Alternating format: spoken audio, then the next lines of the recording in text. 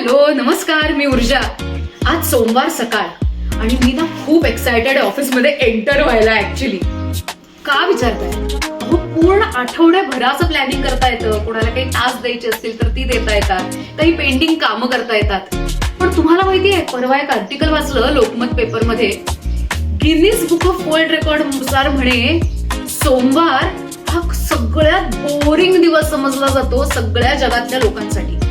आणि असं सर्वे करून सिद्ध झालंय आणि कोट्यावधी लोकांनी त्याला दुजोरा पण दिलाय. मला नाही असं वाटत, पण हे माझं वैयक्तिक मत आहे. तुम्हाला काय वाटतं? तुमचा एखादा कुठला बोरिंग दिवस असतो का आठवड्यातला? आणि जर असेल तर तो इंटरेस्टिंग करण्यासाठी, तो एक्साइटेड करण्यासाठी आपण काय करतो? मला नक्की कळवा आणि भेटूया पुढच्या भागात.